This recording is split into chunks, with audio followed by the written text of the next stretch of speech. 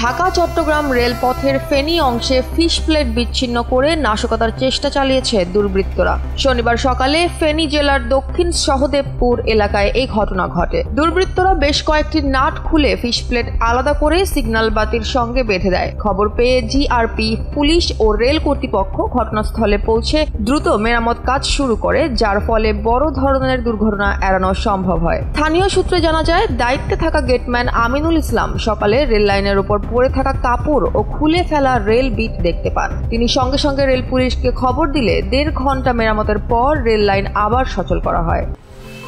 10 বছরের যাত্রা তো কেবলই শুরু। একসাথে গ্রো করার এই জার্নি চলুক আগামীতেও। পাঠাও 10 years of growing with you।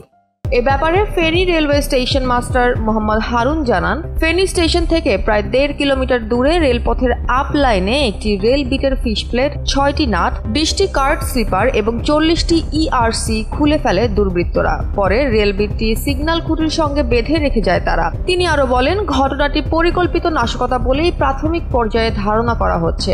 এ ঘটনায় চট্টগ্রামগামী চট্টলা এক্সপ্রেস ট্রেন নির্ধারিত সময়ের 2 ঘন্টা পর ফেনী অতিক্রম করে, যার ফলে ভোগান্তিতে পড়েন যাত্রীরা। রেলওয়ের উপ সহকারী প্রকৌশলী সারওয়ার আলম বলেন, এটি নাশকতা অথবা মাদকাসক্তির কাজ হতে পারে। বিষয়টি নিয়ে লাকসাম জিআরপি থানায় অভিযোগ দায়ের করা হয়েছে।